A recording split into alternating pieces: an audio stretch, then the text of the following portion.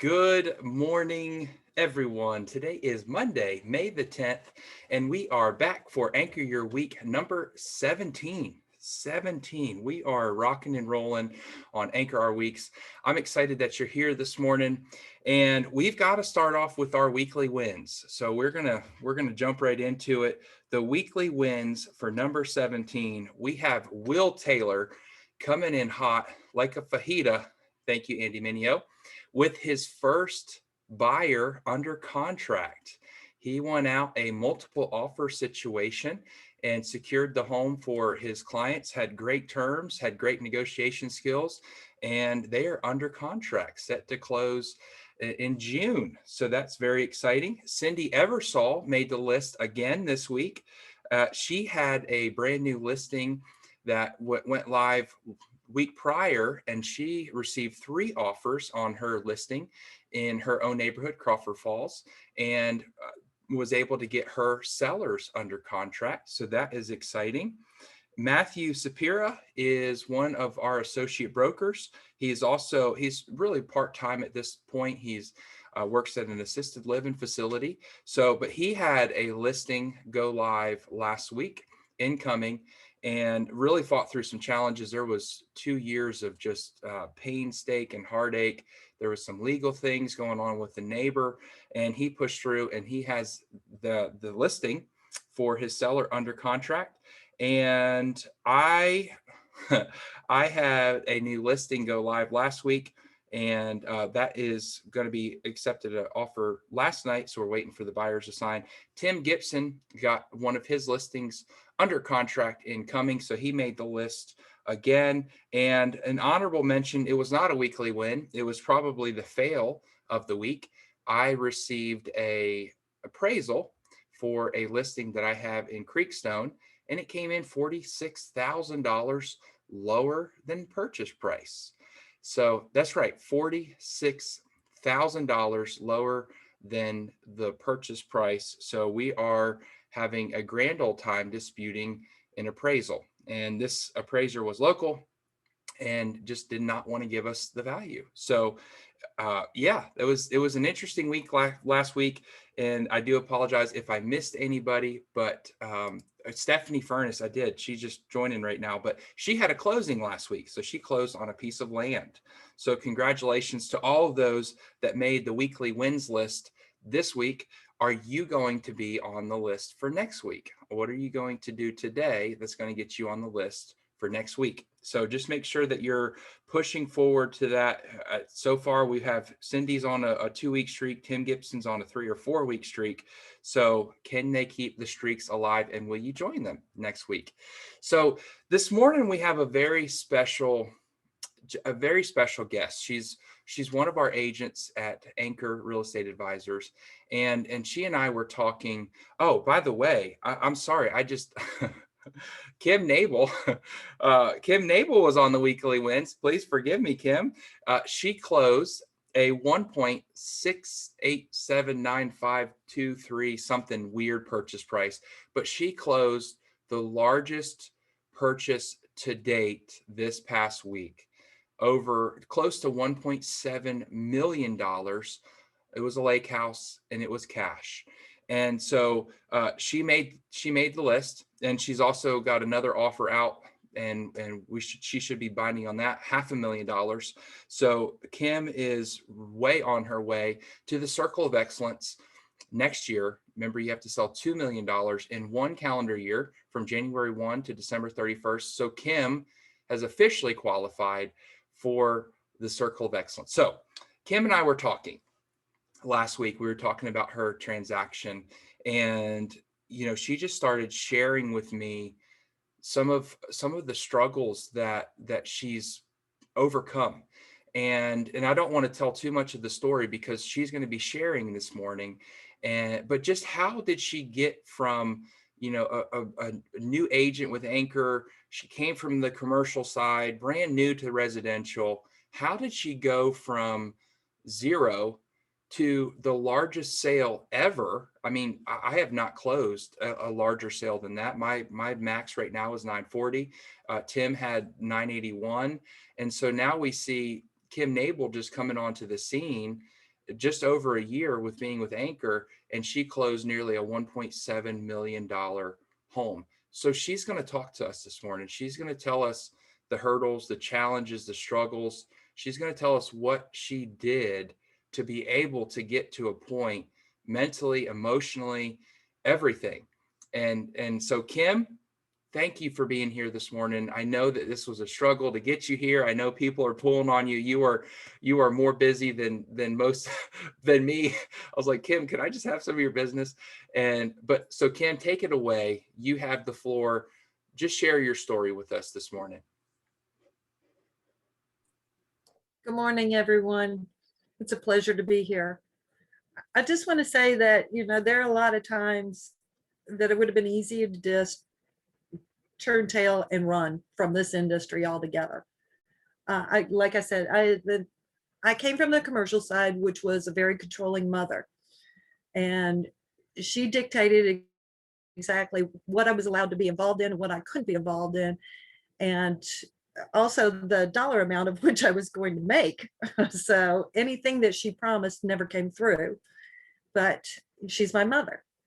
So, and she has a very disdain for residential agents, because when you're dealing with land, it's a different animal. So, that's all I heard was negative things about residential agents. And, that's how I came up, and I thought, I finally came to a turning point, and it was a hard one. To go back in and get my license, I let it go because I didn't want her to control me. So I let it go. And I went back in and I got my license, and I thought, and I had my license with her commercial broker at first. And that's when it took me the courage to approach Cody to ask if he would accept me over there. And because the one thing that kept directing me is God was going to give me the platform. I knew that he would, but I had to know who I was going to be with. And the only person that ever came up, and every time that I thought about it, was Cody. I've got to get with Cody.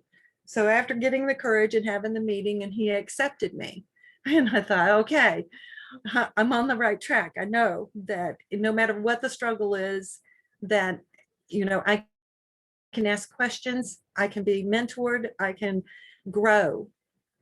But that first year of doing this and not having the secondary income that most people have, and not having a support system, because I went into isolation 10 years ago. After my divorce, I had 2 kids to finish raising.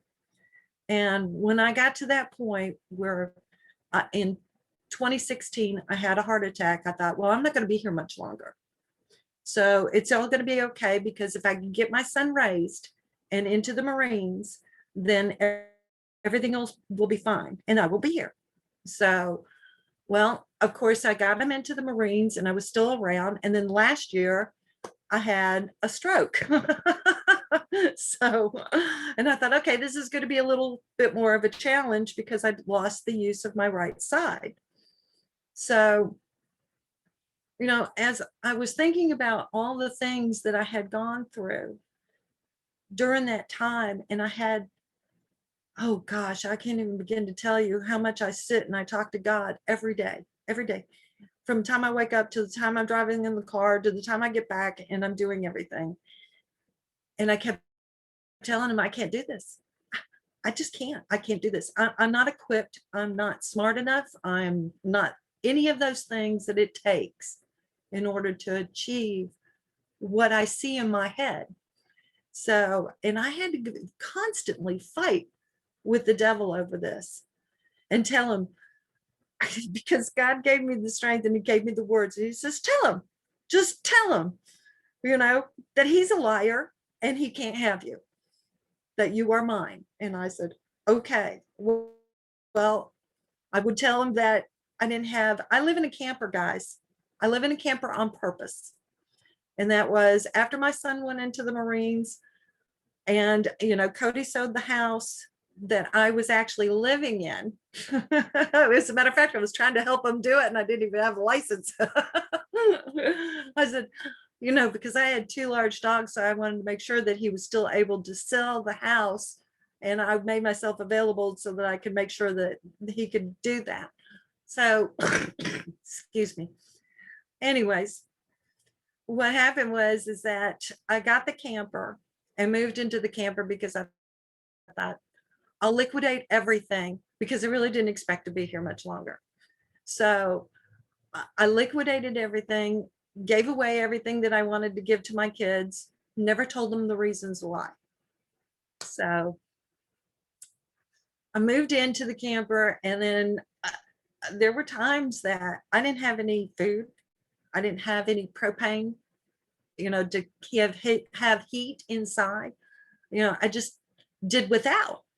And it was fine because I thought I was never a good enough person anyways. And so what I did is that after coming to Cody and talking to him, and I thought things are going to change. Well, that first year, like I said, was very, very tough. But God kept sending me people. I had friends show up and fill up propane tanks. I didn't ask. I'm telling you, I didn't. All I did was pray. I was like, I don't have this stuff. I would have food show up. I would have gas put in my car. I would have mechanics work on my vehicle. I had everybody doing everything without me saying a word because I didn't want to ask for help. So during that time, and I thought how strange this was. It's the beginning of the year, and I thought, Lord, am I in the wrong industry? Should I just be doing something? Because I was like, I'm the behind the scenes person. I'm not an upfront person, that goes on out and pushes and things like that. I'm like the one that carries all of everybody else's stuff and makes them the star. I want them to be the star. And so, that's what I've done all my life. I helped everybody accomplish their goals to get to where they're going. But I never said anything for me. Not once did I ever set anything for me because I was supposed to be the secondhand person. Just carry the book, smile, do the appropriate thing, and make a way for everybody else. And then you kept encouraging me when we talked, and you kept telling me that, that you're going to do this. You're going to be good at it. It's in you. And I thought, okay. And so I kept talking to God and talking to God. And the deal that I got the 1.6 million on is a friend of the family.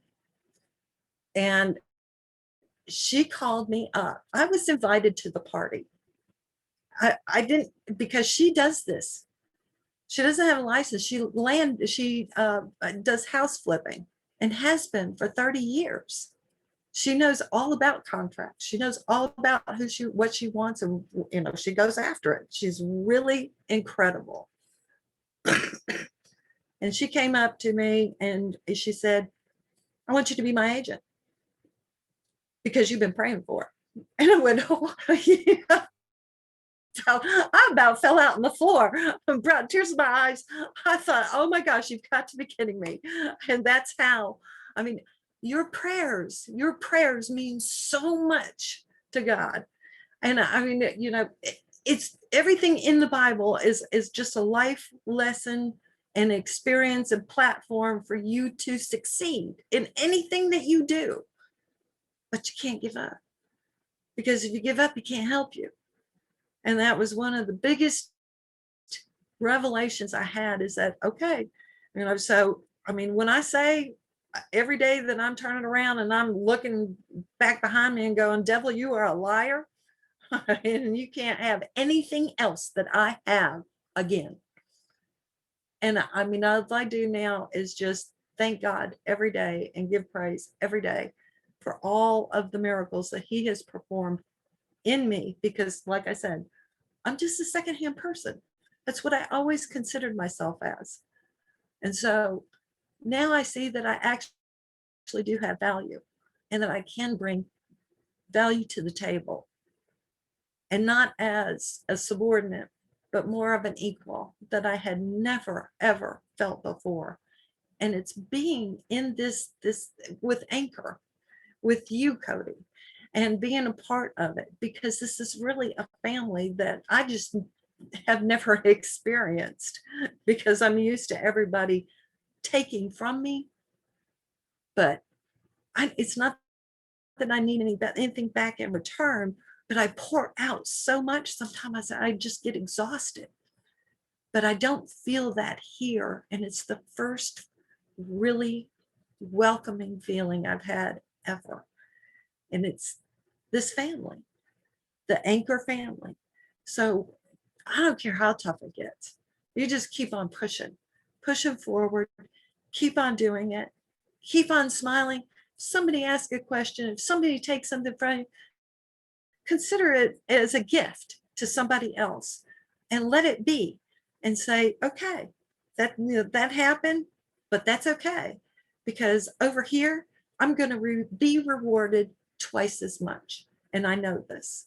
And it's factual, because I like to deal in facts, and with truth and with honesty and upfront. And a lot of people tell me I shouldn't be so upfront, but I guess I don't know what else to do other than sit quietly then.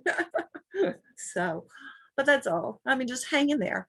And if you need words of encouragement, because that's what I do daily with everybody. I don't care if I'm walking into a convenience store and somebody's coming out. I always look everybody straight in the eye. I always smile. Some people stop and tell me their whole life story, and they're a stranger. And it's, I take the time. I don't press them to get out of the way. I don't press anybody to get out of the way of what they're trying to, whatever it is that they need to say. So don't push people to the point that you're pushing them out the door, so much as you are as being just a welcome mat. Say hello, I'm here. And if you need anything. So, and I'm here. You guys, I mean, if you can't make it to somewhere, get my phone number and text me, because I try to help out as many of you guys as I can, as often as I can. So I'm here for you, just like you guys. Thank you, Kim. I had to wipe my face. I think the pollen's in my house or something. I'm not real sure. She was about to quit. Yeah. She was about to quit. She was about to say, I'm done. And the defense is always strongest at the goal line. And so if you'll just continue pushing, maybe you're feeling that way right now. Maybe you're watching this video and you're like, I'm not cut out for this. If you'll just keep pushing, you just keep going, you just keep praising, you just keep thanking God, you will get there. Mhm. You will get there. And so, Kim, just as a reminder for everybody, we have a lot of new agents that joined Anchor, but Kim she received the award last year for 2020 as the most valuable anchor, because if anybody needed anything, if somebody needed a door to be opened or a house to be shown, Kim was the first one to offer. And oftentimes, would do it without receiving money immediately for gas. And that is what makes Anchor different, is that we are a family. We have people that are willing to go to battle with you, that are there to encourage you. You're not doing this alone. The enemy works in isolation. And you've heard Kim's testimony. She isolated herself 10 years ago.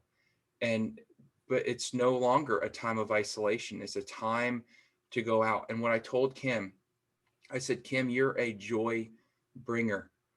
I said, you're a joy carrier. You carry joy.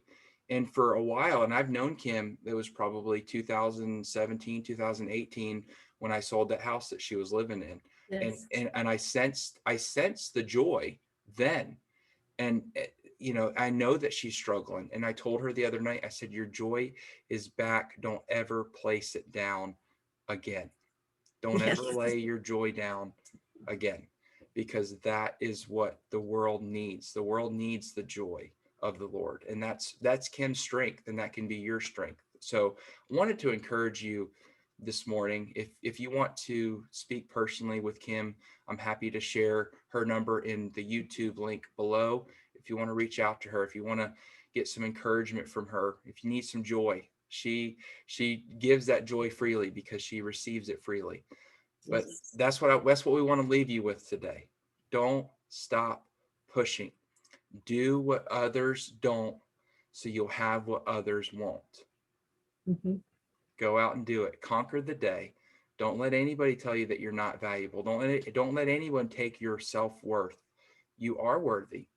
You are an asset to your clients, to your sphere, to your family, to your friends, and to all those that don't know that you're an asset. You're an asset. So I just bless you guys today. You have a wonderful day. We will see you next week for Anchor Your Week. Have a great Thanks, day. guys.